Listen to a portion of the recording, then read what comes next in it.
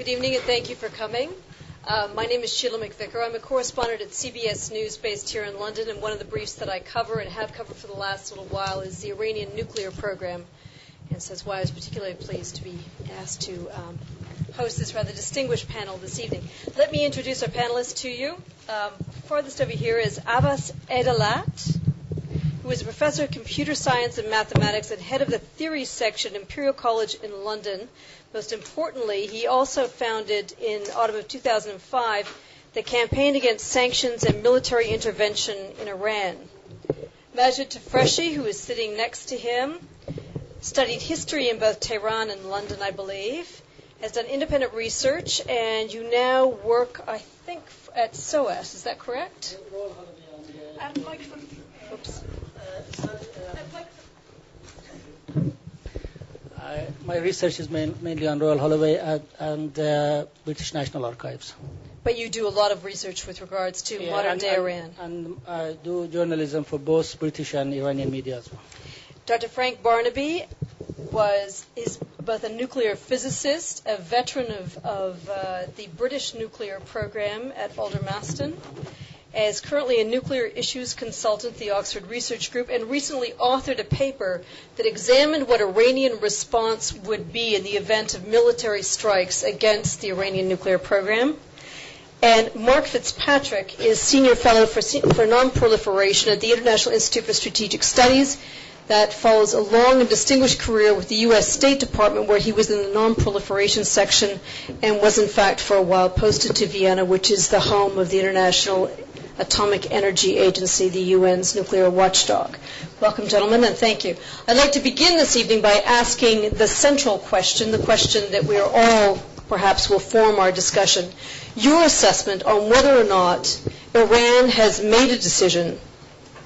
We understand that they have a nuclear program, but your assessment on whether or not Iran has made a decision to obtain and manufacture a nuclear weapon. Abbas.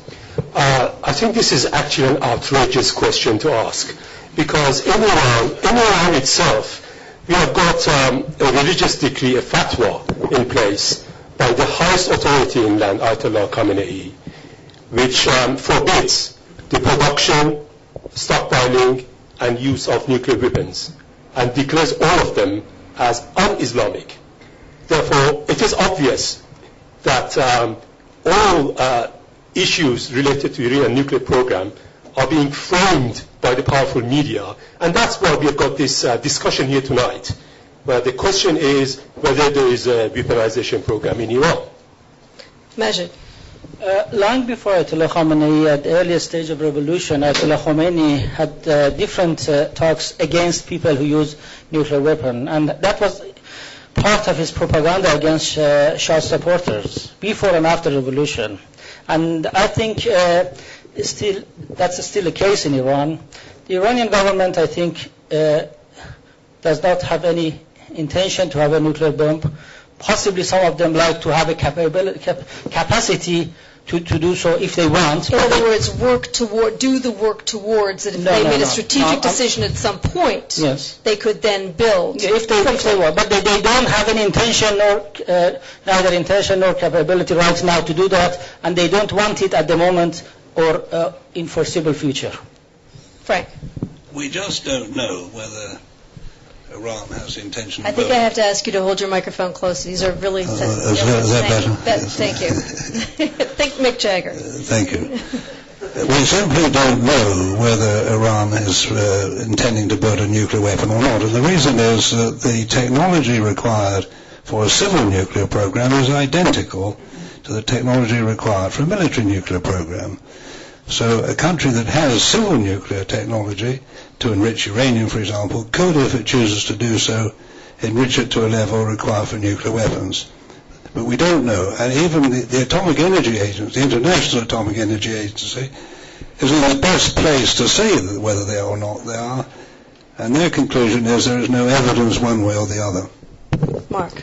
Sheila, you'll be disappointed that there won't be disagreement on the panel on this basic question because, as Frank says, nobody knows whether Iran has made a decision. And they actually don't have to make that decision yet. I think that they are striving to achieve a capability which they could put to weapons purposes, but they don't have to make the decision until they get the capability. There were many indicators of a military involvement in the program, those indicators up until the year 2003.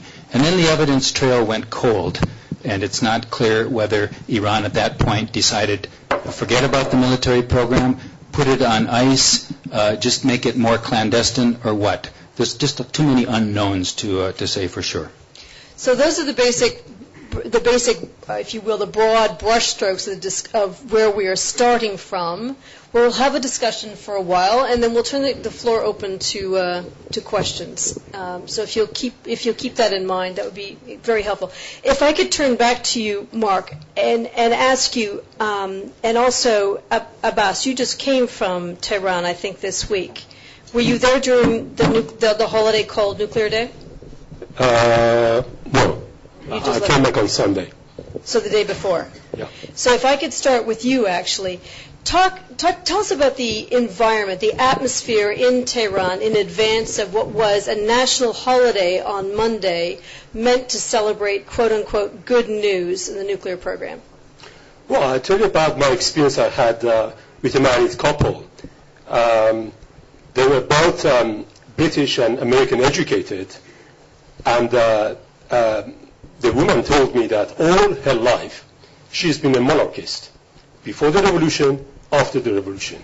But on this issue, she thought that the U.S. is bullying Iran. And the man was saying that if Iran is attacked, he is going to go to the front and is going to fight. I think this explains the mood of the country. Iran, the overwhelming majority of the Iranian population, they're against nuclear weapons, but they stand behind the government for a civilian nuclear technology, and they see the U.S. as a bullying power which wants to deprive Iranian people from its legitimate right under NPT for a civilian peaceful nuclear technology. In the same way that in 1951 to 1953, when Dr. Mossadegh, the popular leader, nationalist leader of Iran, the prime minister at the time, was trying to nationalize oil industry, Britain, with support from France and the U.S., submitted a draft resolution to the UN Security Council saying that what is happening in Iran is a threat to global security. Just so read my lips. In Iranian minds, in some Iranian minds at least, what you're saying is that history that has been forgotten to many of us in the West, including perhaps some of our government leaders, is very present in Iranian minds. And what they see is an attempt to deprive Iran of the technological capacity to enrich uranium, which, as you say, is their right under the Non-Proliferation Treaty.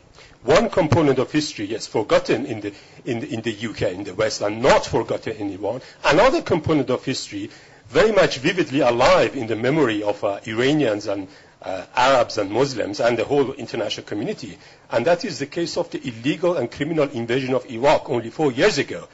And the run-up to the invasion of Iraq was actually justified based on the same false premises that now we've got this U.S. war drive on Iran based on the false premise that there's a weaponization program, nuclear weaponization program in Iran.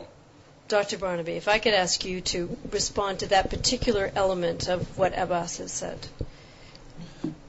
Can you be more specific with what No, with regard, the question about whether or not should we be worried about Iran's nuclear program? Are there things there that are of true concern to the international community about Iran's nuclear program? Well, I can only repeat, we just can't answer that question. We don't have the evidence to know Iran's intentions. What do we know, though, about what Iran is doing? Yeah, we know that they will have the capability to enrich uranium, and therefore to enrich uranium to a level required for nuclear weapons, which is over 90% in uranium-235, although they say that they only plan to enrich it to 3.5% for use as fuel in a nuclear power reactor. But once they get to 3.5%, presumably they have, assuming they have pure enough uranium, they could then just recirculate the uranium hexafluoride until they get to the 90% needed for nuclear weapons, but we simply don't know. I do agree with Mark. I think it's probable that they haven't yet made the decision what to do, and they don't need to make the decision what to do because they're some way away from that point. But equally, we don't need to take a decision but what to do about it, because it'll be some time before they get to that point. That gives plenty of time for diplomacy. Well, if you're the chief of the Israeli Mossad, the Foreign Intelligence Service of Israel, you say that Iran will have a bomb by 2009. Yes, that doesn't impress me. I mean, the chief of Mossad is bound to take worst-case analysis. I don't think that he cannot be basing that on evidence. So it's, I think, simply a political statement, just as the last statement of the Iranian president, that they have the capability for industrial scale uranium, is a political statement. Mark. Yes, thanks. I think it's very important to parse carefully the statements coming out of governments on both sides and to look at lessons of the past. But the situation with Iran is not really Iraq revisited. The actions that the international community has taken so far vis-a-vis Iran's nuclear program have been based on a very solid foundation of evidence as compiled by the neutral, independent International Atomic Energy Agency, evidence of 18 years of safeguards violations by the Iranian government. That's why the issue went to the Security Council. That's why Iran lost the confidence of the international community, and why the Security Council asked them to stop the enrichment as a way of regaining that confidence. The question about how soon Iran could have a nuclear weapon, I think 2 years is really too soon. But I can see how Mossad could get to 2 years. If you assume that everything is working well in the Iranian program, you could construct a scenario of 3,000 centrifuges installed by the end of the year, not May, as Iran said, and then have them operating smoothly maybe in another year. I think that's too soon, but you could think they could maybe do it, and then produce a weapon's worth of uranium, highly enriched uranium, in another year. So you can get there in about 2-3 years. But I don't think they're going to get there, and I think that's really a worst-case scenario, as Frank said. Can I just make the point that I doubt if the head of Mossad has any deep knowledge of nuclear physics, so I don't think he can make a good judgment on technical grounds. The safeguards violations that Mark mentioned, they were violations, but I think Mark tends to overestimate their importance. Imagine. Sheila, you know better than me that many things in media are not based on the truth and the original source and reliable stories. Speaking about Iranian ability to make a bomb, because they can do in industrial stage, and remind me the argument by feminists many decades ago that any man is potentially a rapist because they have a weapon to do that. That's rubbish. I mean, you cannot prove something. You're a scientist. You can't work with assumptions and presumptions. You should do the facts and the figures about that. Mr. Fitzpatrick himself knows better than me. The story of reaching to the bomb by Iranians since 4 years ago changed 10 times, from 1 year, 2 years, 10 years, 20 years, 5 years, 6 years. Anyone said something, and there is no anything for that. Let me tell you something. One of the main problem of Iranian government, with all problems and all disagreement I've got with this government, is convincing Iranians inside and outside Iran that we don't need bomb. This is the very important issue in Iran. That the region is so terrifying that they need the protection of the bomb. I came to this question many times, inside Iran, outside Iran. Why you are insisting Iran doesn't need a bomb? 2 countries neighboring Iran was invaded. Almost all countries around Iran have American military bases. India, Pakistan, Israel have nuclear bomb. Why shouldn't Iran have it? That is the problem of Iranian government, to convincing people we don't need bomb. That does pose a very interesting question. I mean, the question of whether or not there is a true domestic view that you need in the 21st century, that you require nuclear weapons in order to protect yourself, as opposed to other means of finding protection. But to go back to what you were talking about in terms of intelligence estimates, in spite of the announcement this week that Iran has achieved what it claims to be industrial scale levels of enrichment, which is not verified by anyone, and in fact is held in a great deal of skepticism. The U.S. National Intelligence Estimate, which is agreed by the CIA, the DIA, and the National Intelligence Directorate, say that their estimate remains at 2010 to 2015, with a more likely scenario 2012 to 2015, if Iran had made the decision that they wanted a weapon. This is just assumption, as you said, that there is no proof for that. As you can see many stories in British and American papers and media on Iran, almost 80% of are lies. And you can, if you want, I can talk an hour about everyday lies in British and American media on Iran. And I wrote an article about it, if you like. If you like, I can talk to you about that, if you like. Well, that sounds like another topic for another. This is psychological war. This is all based on. I'm not saying it's false, but based on unproven stories. But one thing which is unassailable is that Iran did have a covert program for 20 years, and that although it was a signatory to the Nuclear Non-Proliferation Treaty, it kept that program secret from the IAEA. It did not declare, which it was obliged to do as a treaty signatory. If you are not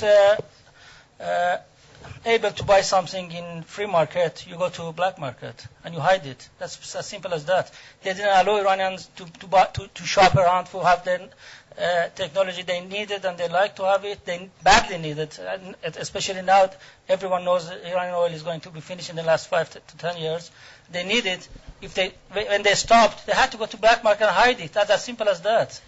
Let's move on from this point to ask the question of what happens now.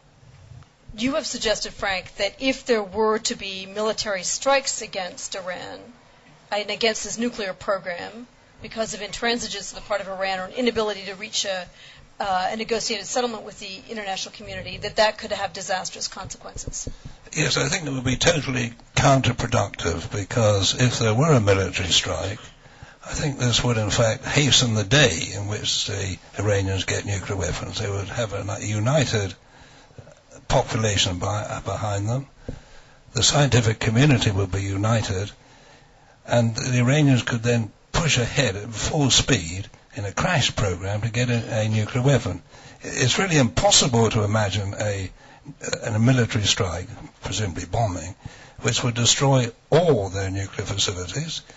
They obviously anticipate there could be a military attack, and therefore they probably are hiding components, centrifuges, for example, in very well protected sites, which we probably don't know about.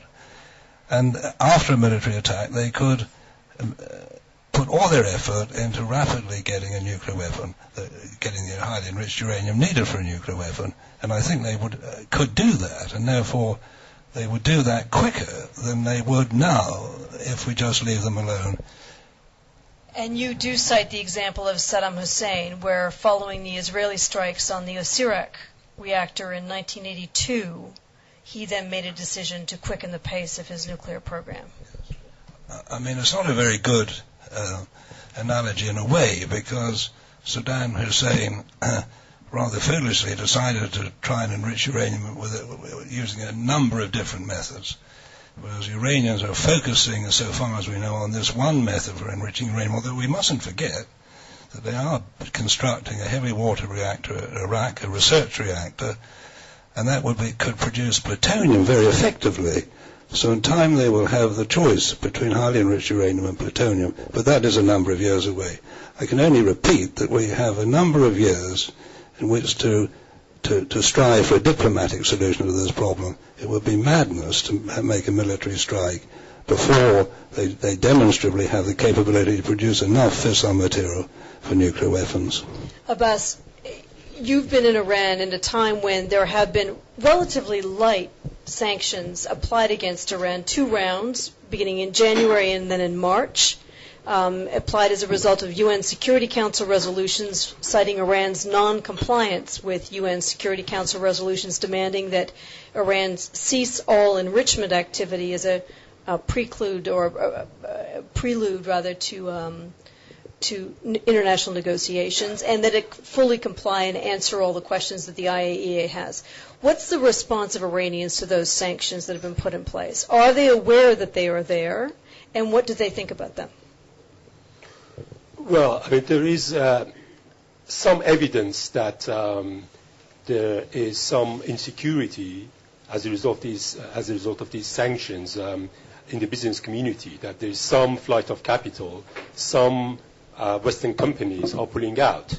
But for the time being, this is not much significant. And the Iranians, although concerned about later impact of harsher sanctions, are at the moment very solidly behind their government. And they think that if they withstood the invasion of Iran by Iraq and the imposed war by Iraq on Iran for 8 years, a war which was supported by the US, UK, and other big powers, including by provision of chemical weapons, actually, then they will definitely be capable of withstanding these sanctions. And they think that this is their national pride, actually, to stand firm on something which is just. You see, the Iranian people, being Muslims, the overwhelming majority of them, they get their inspiration from Imam Hussein, the grandson of Prophet Muhammad, who, having only 72 friends and supporters, stood up against the caliph at the time, who was an oppressor, and all of them were martyred. So they think that in face of gross injustices that the bullying of the US and the UK and other big powers represent, they are going to stand firm on their legitimate right for a civilian nuclear technology, and they are not going to back down. Mark, if I can ask you to put on your former diplomat's hat for a moment, if you were in the position of still advising the U.S. government going forward, dealing with Iran, where UN sanctions are in place, there are UN Security Council resolutions which have demanded compliance, which are being flouted. Iran has had a nuclear holiday. They have announced that they have achieved industrial scale enrichment, albeit without evidence produced to do that. A meeting, the clock is ticking down towards, I think, the end of May, when the next deadline occurs for the UN to again take stock of this. What do you tell the U.S. government they should do? I'm not in the U.S. government anymore, and there's a reason. But okay, let me play along here. The economist in all of us believes that there is some combination of incentives and disincentives that can persuade another party to change behavior. That if the costs of behavior A are too high and the benefits of behavior B are high enough, that the behavior will change from A to B. The costs so far of the UN sanctions have been pretty minimal. They've been psychological, and some financial. And some financial, certainly. No, I mean, actually, the costs that are being borne by Iranians are outside the UN. They're mostly the de facto sanctions that financial institutions around the world have imposed, stopping investments in insurance and everything. Anyway, just to get back to my point here, the incentives that were offered to Iran back a year ago, I thought at the time were pretty good. I mean, it was pretty amazing. The United States changed its policy, agreed to engage, agreed to join the Europeans, Russians, and Chinese in offering incentives, which meant the United States would lift the sanctions that had been previously imposed for 26 odd years. But the point is, Iranians didn't believe the United States was serious about that. They thought it... But just to fill that up for a second, I mean, it was real tangible thing. It was like you get to buy Boeing aircraft and you get high-speed train technology, and there was a sort of a shopping basket that was put on the table. Exactly. I think it was real. And there was more there that could have been real. But Iranians don't believe it was real. So to get to your question, I think that this mix of incentives and disincentives has to be maximized to show that there are both costs to be borne and benefits to be gained by suspending the enrichment program, which is not necessary for Iran's civil energy purposes, which is more of a sense of pride than anything else. And I don't know how you get to that pride angle, because as we've heard, I mean, Iranians are united on this. And so sometimes the economist in all of us doesn't work, because people's behavior isn't always driven by economic rationality. It's driven by other psychological impulses. And how we get to that, I don't know.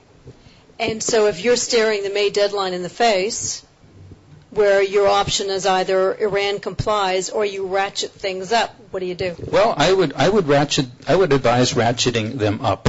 I think that we don't know yet if sanctions we don't know that sanctions will not work. We might all think that they won't work, but we don't know for sure. And maybe if the calculation is changed enough, they will work. Maybe if Iran was cut off from something it really wants, that they would realize that, like they did 8 years into the Iran-Iraq war. You know, they made a change back then. They decided, okay, it's time to stop this silly war. You know, they had been saying no, no, no, and then they did make a change. And maybe they'll make a change this time. It's time to stop the silly insistence on enrichment for our right. And Frank, in your view, given where you think Iran currently is, politically, in terms of the nation's psychology, what do you think it would take to get them to change their behavior? Is it possible to get a country to change its behavior at this point? I would rather doubt it at this point. I mean, I think the probability of stopping... I think microphone, yes. Is that better? The probability of getting the Iranian government to stop enrichment, I think, is very low indeed. They intend on doing it. I disagree with Mark in one sense, because we believe that Iran has the ambitions to have a very large civil nuclear program of 6,000 megawatts of electricity or something of that sort, and it is attractive to them economically to be able to produce the nuclear fuel for those nuclear reactors. So I don't agree with him that there is no reason why Iran should enrich uranium. I think there are good reasons why it should, and it does have the right to do it under the NPT. And therefore any challenge of that right is seen as a threat, and I think that is a reasonable assumption on Iran's side. So I really don't feel very confident, optimistic, that at this stage we can stop Iran going for enriched uranium. And I think if they do intend to go for the bomb, I think that we have to live with a nuclear Iran. I don't see what we can do about it. Are we going to bomb every nuclear facility, the research reactor when it's operating, and so on? And when the Bushehr power reactor is operating, then that will produce plutonium, which could be used for nuclear weapons. Are we going to bomb that and produce another Chernobyl? I don't see it. I think we may well have to live with a nuclear Iran and cope with it. I really think the matter of enrichment of uranium by Iran is really an excuse for United States and its allies. The end of matter for Western governments to Iran is regime change. Enrichment is just an excuse. I'd ask this question from several politicians and journalists, that what happens if Iran accepts suspension of enrichment of uranium? They said, well, we wait for a few years or days or weeks, and they go for against Iranian activities for supporting terrorism, being against Israel, or so on and so on. What I'm saying is this matter, if you look at, for example, if you look at Voice of America television in Persian, you can see nowadays easily they bring the terrorist groups who are approved for being terrorists and doing terrorist activities inside Iran, approved by United Kingdom, United States, UN, EU, and call them the Liberation Army of Iran. And I talked to the people who behead Iranians in front of TV as a liberator of Iranians. It happened last week, 2 weeks ago, and it happened last month with one of the supporters in London. And that was obviously against the first part of the British anti-terrorism law to glorify terrorism. They came to State Department television to America and glorify terrorists in Iran. This is very naive if you think if after suspension of uranium, enrichment of uranium, everything is going to be nice and calm and everything finished. Iranian government has lots of problems, has lots of wrongdoing, but the main problem is opposition to America and Israel. And if they cannot solve this, the saga continues with or without enrichment. Could you see, though, regionally you could create a scenario where it's not just Iran that decides that it has to enrich uranium and perhaps have the capacity or the capability to make a nuclear weapon? You then could have Saudi Arabia, which could decide that it needs a similar capacity because with a nuclear Iran, it is destabilized, it feels insecure, and it feels that it needs a nuclear umbrella of its own. That there are other states, Egypt, for example, which is on a perennial list of those which might seek nuclear security. Can you not see that you could end up, in fact, having, if you pursue that and pursue it to what perhaps might be a logical conclusion, the creation of at least the capacity, if not the actual weapon, you could then end up with further regional instability? Are you talking about Egyptian and Saudi people or leaders? The leadership making decisions, as Iran's leadership have made, to go down a nuclear track, however far that track takes them. I don't think that they're capable to make decision for themselves. American government make decision for their military aspects of life. Military, I'm not talking about political stuff. If you ask about Saudis and Egyptian people, I talk to many of them, journalists and ordinary people. They have more problem and fear from Israel and United States than Iran. They have problems with Iran, definitely, but the main problem is Israel and America, not Iranians. Abbas, how do you think it will play in Iran if Iran becomes increasingly isolated, economically, as Marcus suggested, perhaps politically? Well, I think it's a myth to think that Iran is becoming isolated. In fact, the overwhelming majority of people in the Islamic world and the Arab world, they consider Ahmadinejad as the hero of the whole of the Middle East.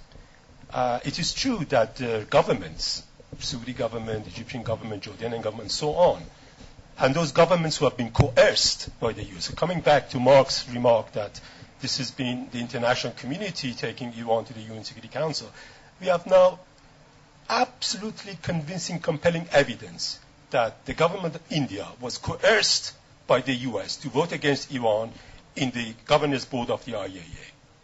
That all those countries are under enormous pressure, politically, economically, to vote against Iran, to be in line with what the US desires, namely regime change, and therefore provide this veneer of legitimacy through UN Security Council resolutions against Iran. Well, it is a myth to say that Iran is isolated. Iran is not isolated. I would say that the overwhelming majority of the international community, when you look at the non-aligned movement, when you look at the Islamic countries, when you look at people in all 198 countries of the UN, when you look at them, I think they are for Iran to have a civilian nuclear technology. Except that when you get to the UN Security Council, even Iran's great allies, Russia and China, did not abstain, but voted to support the resolution, and there was much prediction that they would abstain. Russia has said that until you adhere to UN Security Council resolutions, you're not getting the fuel for Bushehr, which we're going to provide you with. And so there is lots of... Officially denied that. There is lots of evidence which very strongly suggests that what you say in terms of Iran's support is not borne out in reality. Well, Russia also supported the invasion of Iran by Iraq. Russia is interested to become a member of the International Trade Organization, and so is China. Their interests come first. They're not going to care about a little country in the Middle East. They care about the hundreds of billions of dollars of trade contracts and so on with the U.S. Of course, it comes to their self-interest. They go under pressure with the U.S. Of course, very, very reluctantly. It took many, many years for China and Russia to be on board with the U.S. on this. One last comment, and then we'll open it up to just one questions. Quick thing.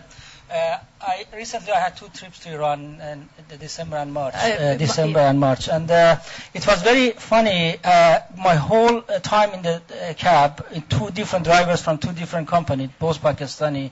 One was born in this country, one raised in this country. I spent my whole time in the taxi to convince them that Mr. Ahmadinejad is not as good as you think.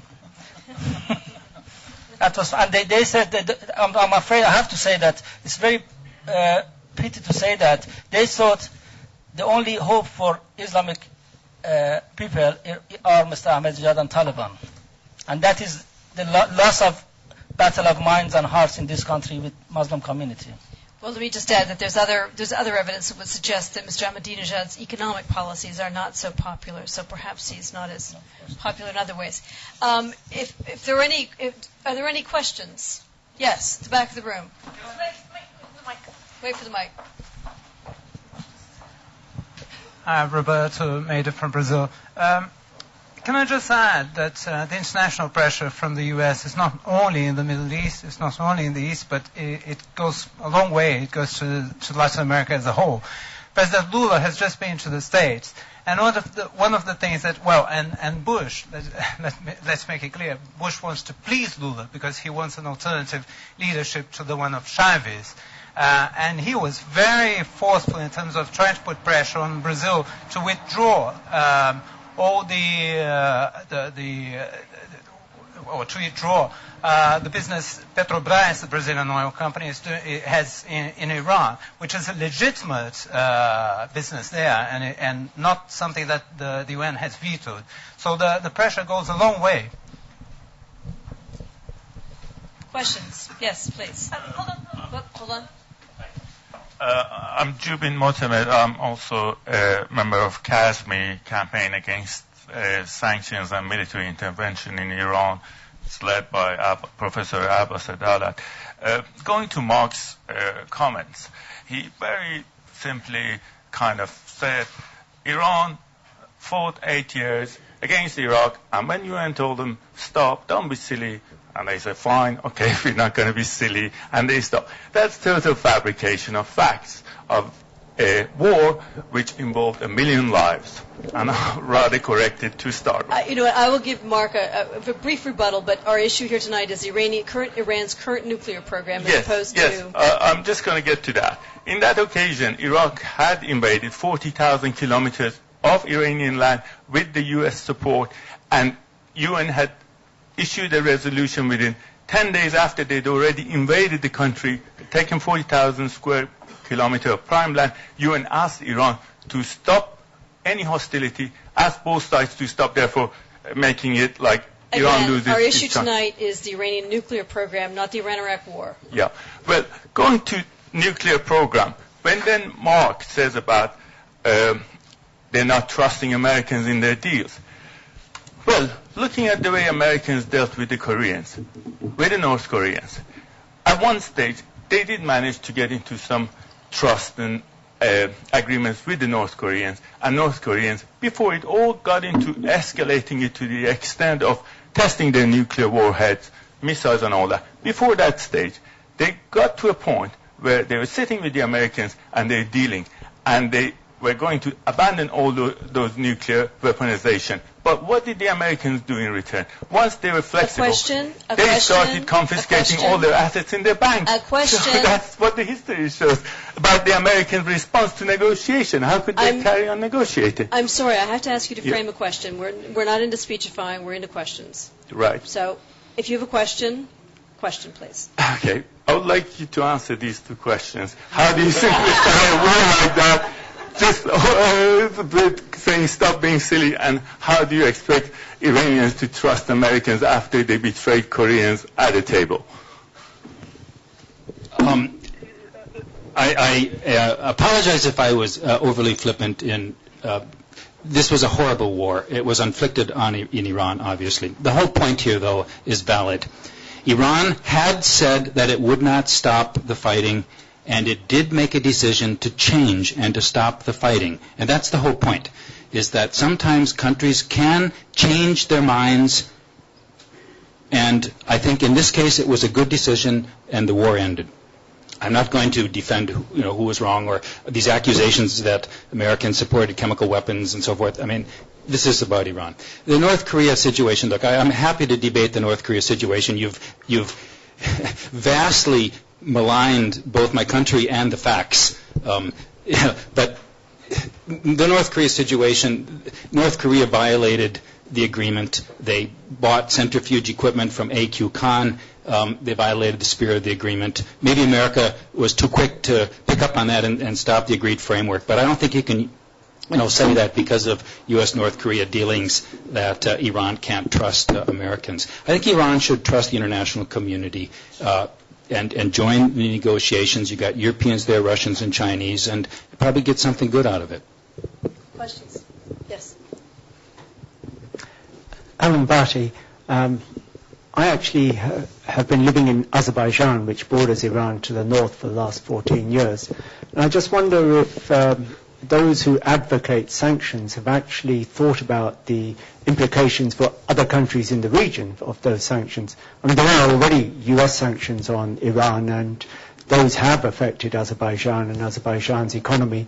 Further sanctions will affect Azerbaijan as well as Armenia. Now, there's a very strong Armenian lobby in the United States, but Iran has been quite a strong supporter of Armenia in its conflict with Azerbaijan. So that will, I don't know to what extent that has been thought through. And secondly, does it really matter whether Iran has a nuclear weapon? Dr. Barnaby, does it really matter if Iran has a nuclear weapon? Well, I would prefer there were no nuclear weapons anywhere. I would advocate total abolition of nuclear weapons. But we have to see this regionally, and Israel, we believe, has about 200 nuclear weapons, or certainly has the fissile material to produce a number of nuclear weapons. It consistently ignores UN resolutions, and Iran will react to that. If there were pressure on Israel to get rid of its nuclear weapons, and there is none, then maybe this is one thing that Iran could be expected to react to. And I notice that Mark doesn't mention that a nuclear-free Middle East would be the sort of scenario that Iran may respond to. But certainly while Israel gets all the support it gets, maintains its nuclear weapons without any sanctions at all, I can't really see that Iran is going to react to the idea that it should stop enriching uranium. I'm not sure that any of us here are really qualified to talk about the impact of sanctions or thinking about the impact of sanctions in the neighboring states. Mark, can I ask you to wear your diplomat's hat very briefly again? Yes, obviously that has to be taken into account, and probably Azerbaijan's economic interests here are going to suffer. All countries that have a trade relationship with Iran will suffer to some extent. But the United States and the Europeans have tried to structure sanctions in such a way that they are targeted at the individuals in the leadership and the organizations such as the Iranian Revolutionary Guard Corps that are involved in the nuclear and missile programs. And this kind of targeted sanctions is, it's a little smarter than the way we used to do it before, when it was more blanket. And probably, one reason sanctions probably aren't going to work so well is because traders in the surrounding countries are going to trade on the black market, and so Iran is not going to be cut off from everything it wants. It'll be able to get things, it just has to pay a higher price for them. And the history of sanctions proves that, in fact, often what sanctions regimes does is to strengthen the hands of regimes at the expense of ordinary people when larger kinds of sanctions are applied. That has often been the case. In some cases, sanctions have worked to change the calculations of states. It usually takes a long time. Sometimes it takes a change in the circumstances, like in South Africa, in Libya. But they have worked in some places. Questions? Yes. One point to what Mark said. Microphone. Yes. I think most reactions of American government towards Iran are not against Iranian government. It's against Iranian people. When you go to America with British passport, and they see your passport, place of birth Tehran, they take you for 5, 6 hours, 3 hours, 4 hours. I don't feel they have anything to do against Iranian government. They are against Iranian people. Sanctions are working against Iranian people. The governments have no problem with sanctions in long term. They become richer, the bankrupts, the corruption and black market become bigger. The Iranian people are going to suffer. Question. Yes.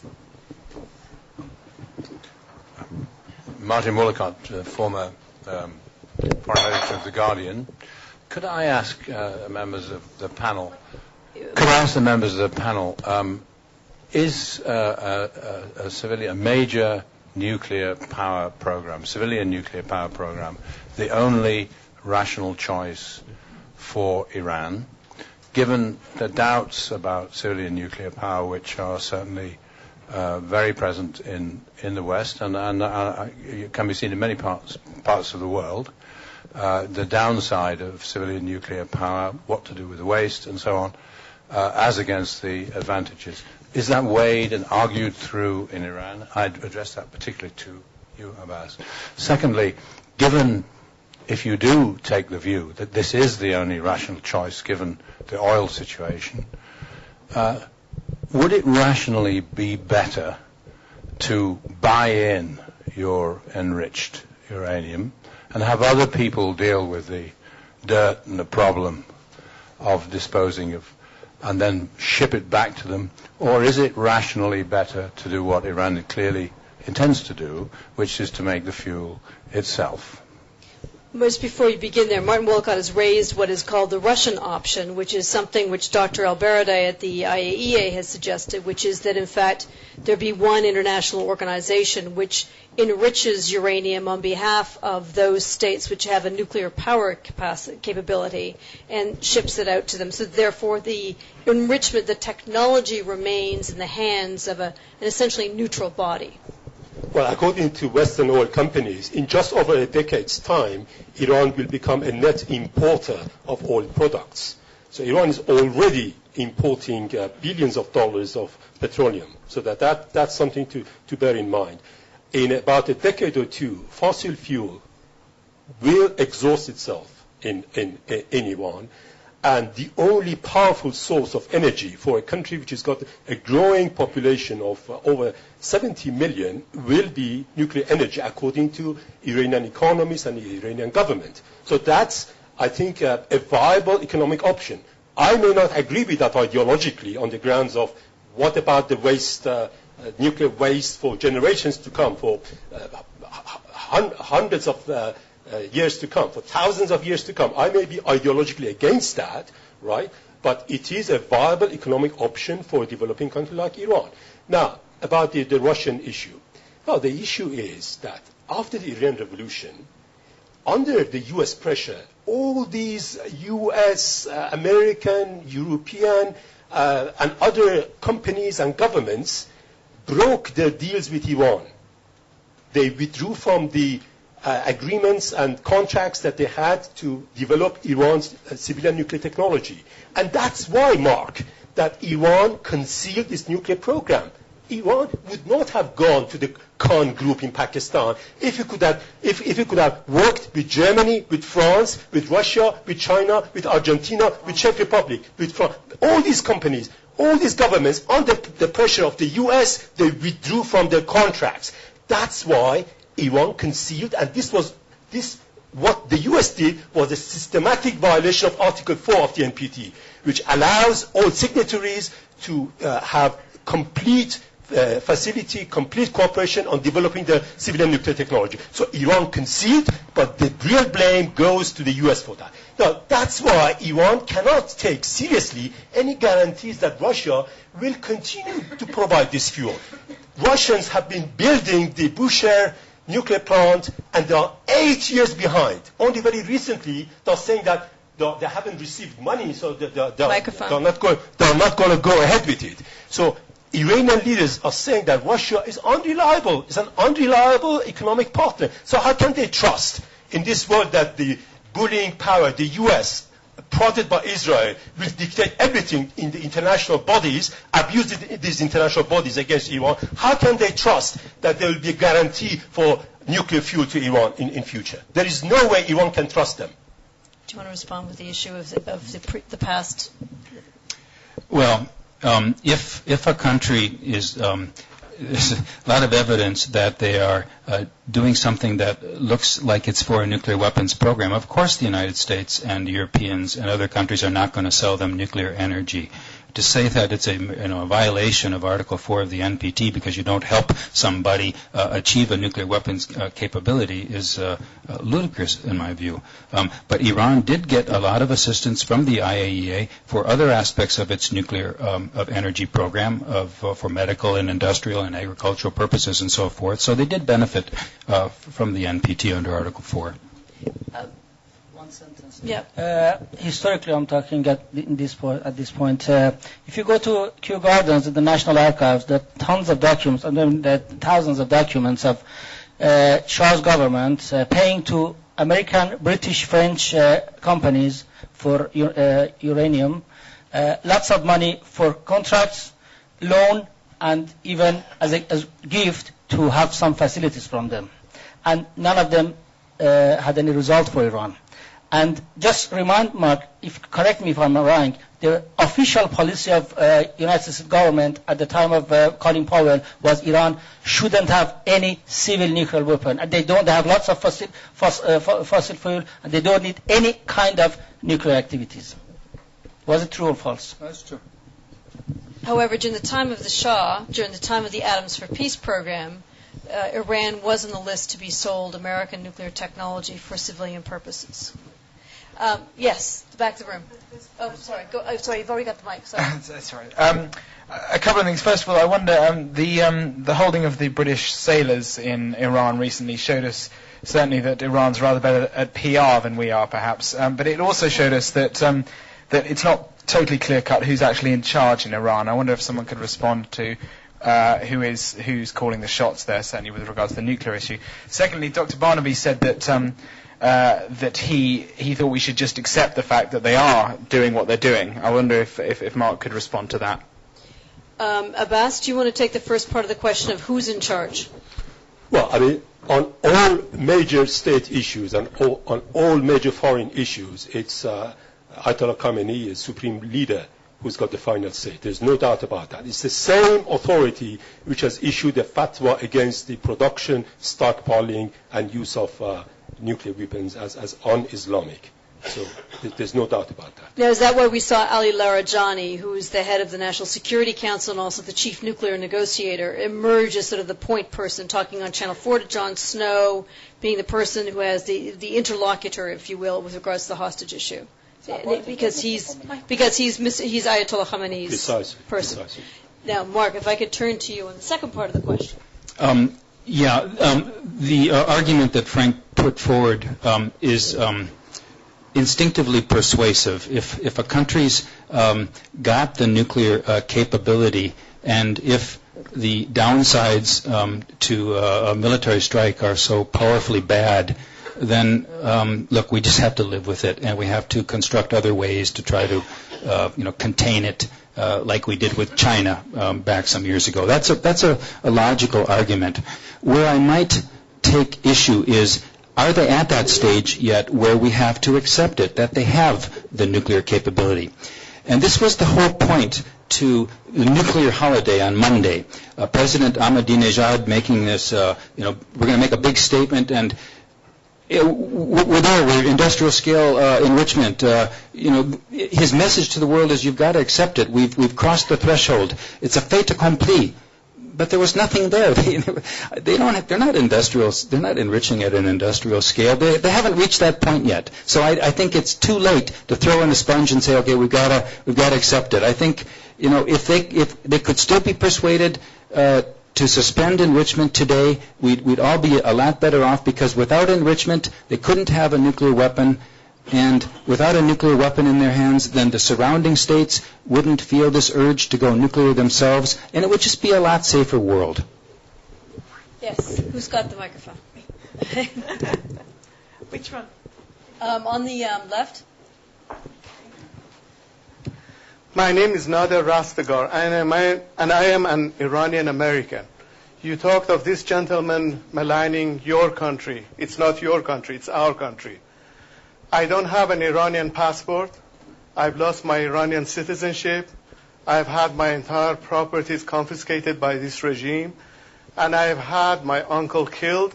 And I've had many of my father's friends killed.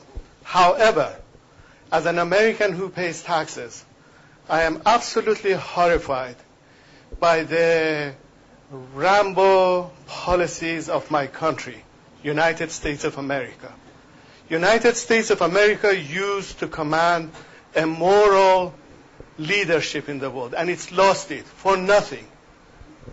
I have to ask you for a question. The question that I want to ask you, as a diplomat and as an American, do you agree with the fact that for any negotiations to succeed, there must be honest brokers on both sides? There must be confidence in both sides that the two parties would pull through.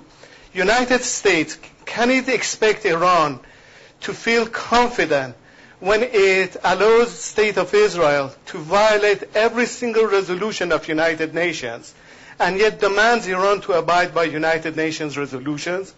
Is this fair? And is this morally acceptable? Thank you. I think that's some of the...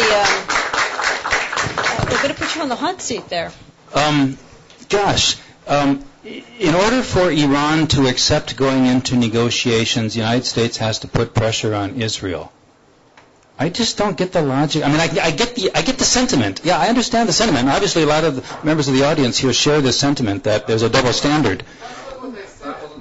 Well, the question you asked for negotiations to begin, doesn't there have to be mutual confidence? And then you went into the Israel question and you said, when the United States is not putting pressure on Israel. You transformed the question into one of Israel. Now, yes, of course there has to be confidence on both sides to get into negotiations. And I hope that we can get into we being Iran and the United States and the Europeans and Russia and China. To begin negotiations, it's helpful for a ceasefire on both sides. And a ceasefire in this case would be ceasing the enrichment activity, suspending it for a while, having a pause, get into negotiations, start to build up some trust, hopefully, build up some trust on the Iraq issue. Talk about some areas where the United States and Iran have some real compatible, congruent objectives, like they did in Afghanistan. It was really a shame that in 2003, discussions that involved Iran and the United States didn't progress into something else, and they got sidetracked because of terrorism and other things. But I think there are a lot of ways where Iran and the United States can have a shared interest and can work together. And the Israel question is not part of that particular equation. We all might wish that Israel, didn't have nuclear weapons. We all might wish that Israel wasn't under a security threat. But it's really a different question. Let me go back to the audience because we're going to run out of time here very shortly. The gentleman right beside you.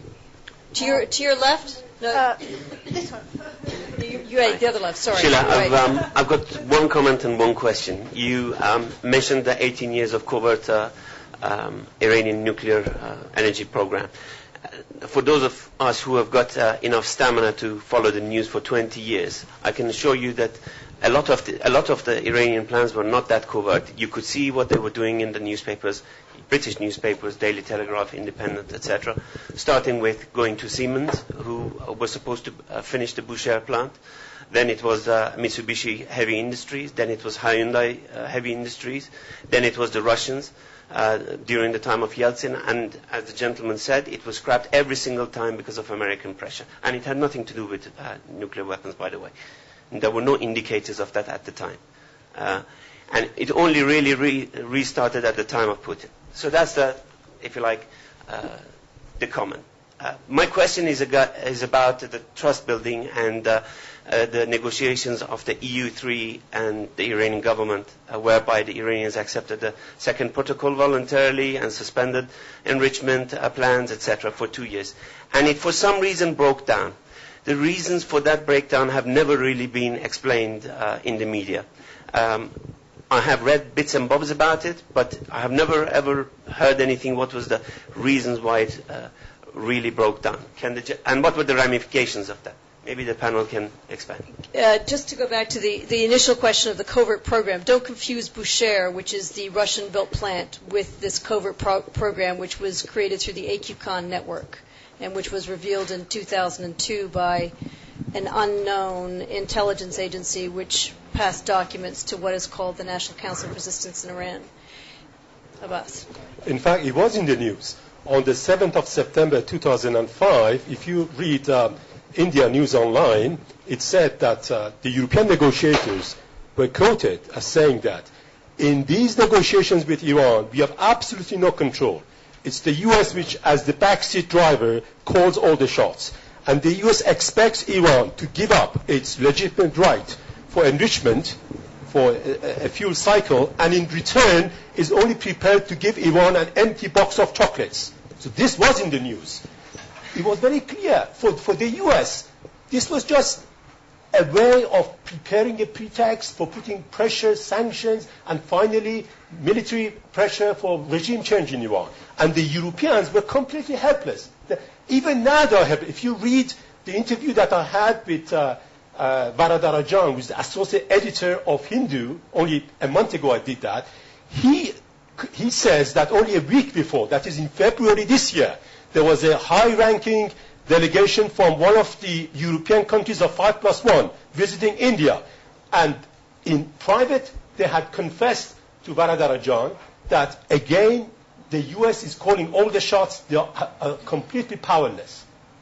That's the reality of the situation. The US was not prepared to give any security guarantees. Surely we're ascribing, at a time when international opinion of the United States is at its lowest ebb, surely we're ascribing far too much power to the United States, where it cannot carry its own allies with it in sort of major military adventures. But Germany and France were trying to mend their relationship with the US after opposing the illegal invasion of Iraq. Therefore, Germany and France and UK, which would always go, went ahead with the US on this. One correction to Mark's talk on the collapse of Iran and the United States negotiation in Afghanistan. Microphone. Yeah. He said after Iranian terrorist activities collapsed. It's not true. It collapsed because of the Mr. Bush talking on axis of evil. Nothing to do with terrorism. It's Iranian showed their interest to talk to Americans without broker, without anyone in front, but because of the Mr. Bush policies and his advisor, especially Mr. Khalilzad, anti-Iranian, anti-Shia, pro-Taliban advisor of Mr. Bush, it collapsed. Yes, please. Thanks. David Turner. Observation and a question. I was astounded by Mark saying that Israel has nothing to do with this. It's obvious to me, and I would have thought to most people, that America's alliance with Israel, a very deep alliance, is absolutely at the center of all of its Middle East policies. And what lies behind America's determination that first Iraq and now Iran shan't have a working nuclear technology is a determination that its ally Israel will retain a monopoly of the weapons of mass destruction in the Middle East. This is all about Israel and about America's astonishingly close alliance with Israel, which clearly serves Israel's interest. Question? Not at all clear that it serves America's. My question is this. Given that Israel makes its own calculations, and as I just observed, may have different interests from those of the United States, what are the dangers, or what is the likelihood of Israel making its own nuclear strike against Iran? To anyone on the panel who wants to answer that. Well, Dr. Barnaby, you've looked at this question about what might happen in the event, and you've considered the options of who might do what when? Well, I really don't believe that... Mick Jagger. I don't believe that Israel really has the capability to make an effective nuclear strike, military strike, bombing strike on Israel. It would have to have American support. And so to talk about an Israel nuclear military strike itself, I think, is not on. I mean, it has to be an American Israel military strike if there is going to be one. The idea that Israel might use nuclear weapons, once again, there would be such an international outcry that I don't really see that that's a possibility. But I have to come back to the point that we keep harping on the enriched uranium question. The fact is that within the foreseeable future, Iran will have plutonium, which it could use for a nuclear weapon. I think that to keep on and on about its enrichment program is distracting attention from other problems.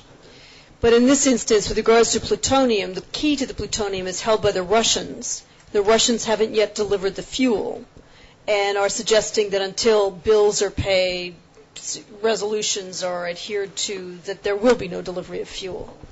No, I meant that Iran will at some stage be able to produce plutonium effectively from the heavy water natural uranium reactor, which is a research reactor, admittedly, but it's big enough to be able to produce enough plutonium for a weapon or two per year.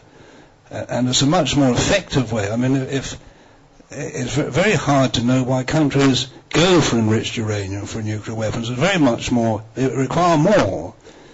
They require, say, 25, 30 kilograms of enriched uranium. They only require 3 kilograms of plutonium. There's a massive difference. This insistence on highly enriched uranium, I don't understand. So your view is that we've all got our eyes on the wrong ball, as it were? Well, there are 3 balls to have our eyes on. We seem to have our eyes on one ball. And also, once again, I can only repeat that we can foresee 40 countries with a nuclear renaissance and civil nuclear power, which is forecast, plus 40 plus countries having the capability to produce nuclear weapons. And I think we've got to learn to live with a world containing quite a large number of nuclear weapon powers. I think we've got time for, 2 more questions? That's it? 2 more questions. Yes.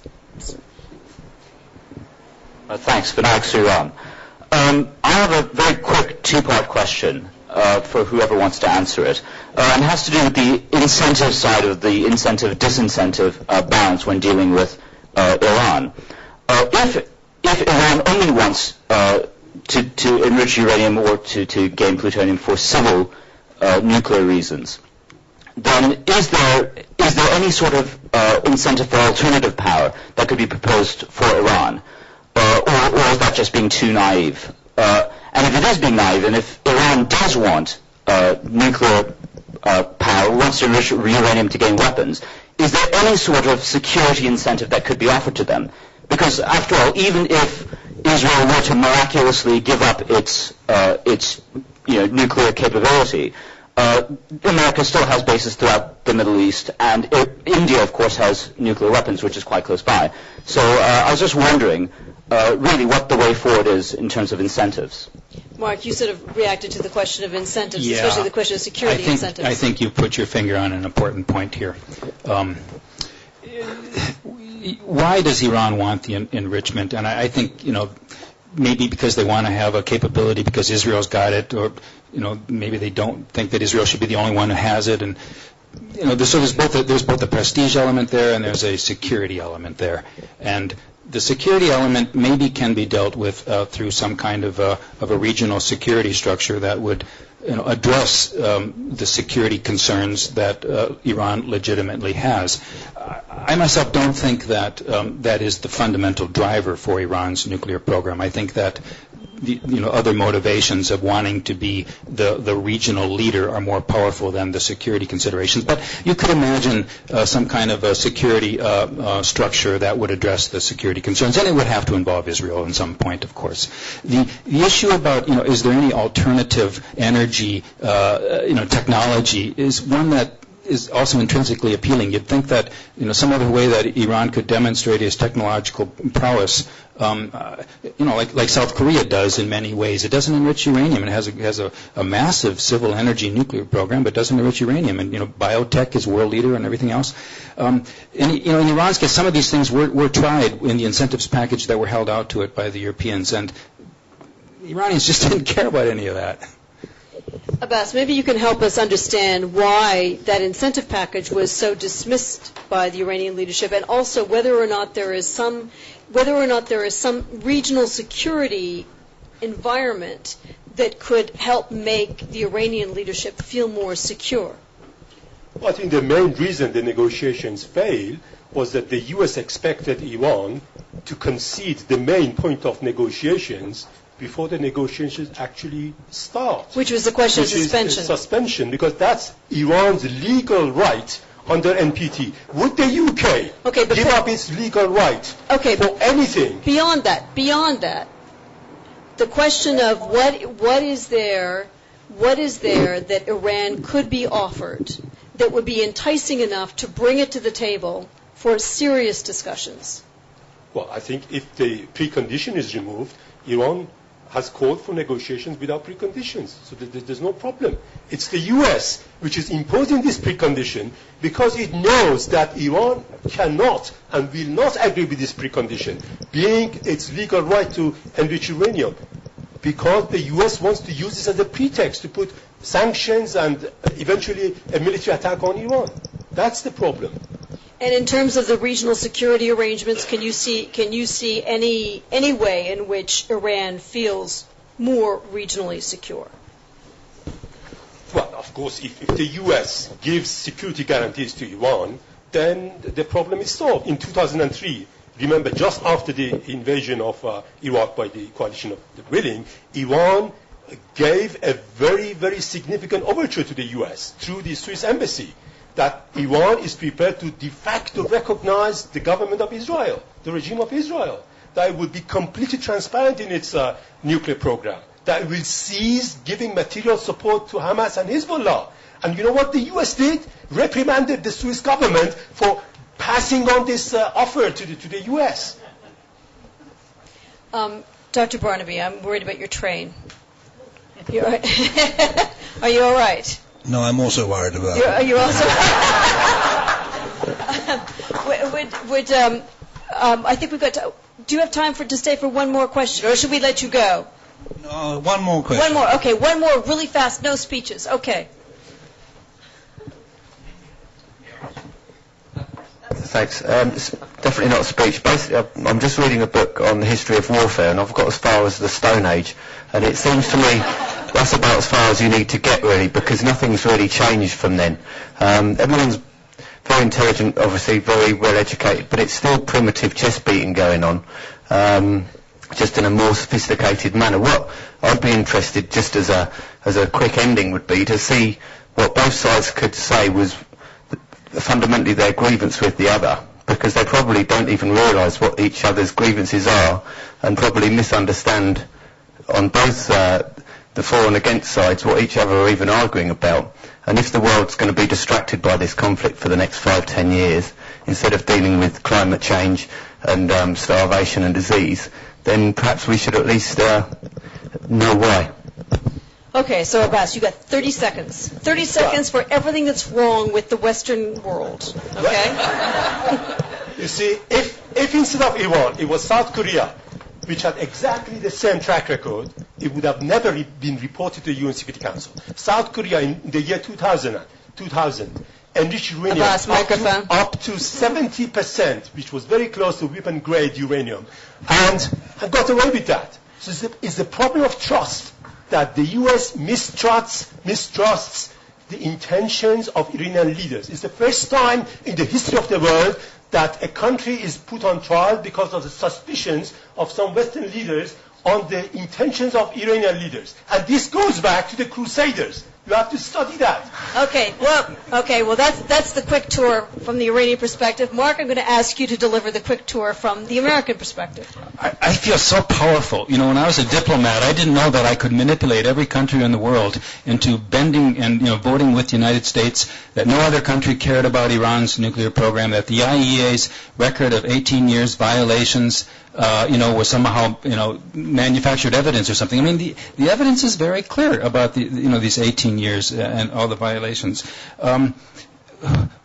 I think most countries in the world wish that there was not a nuclear weapons competition. I'm with Frank. I think no country in the world should have nuclear weapons, but some do, and we'd like them to draw down and to get rid of them. But in the meantime, let's try to do what we can to persuade other countries not to have new countries enter the nuclear club. And that's what the pressure is on Iran to do. It's not because of intentions. It's because of violations that were documented by a neutral body. You can't just ignore this like Ahmadinejad says. This is some scrap of paper the Security Council does.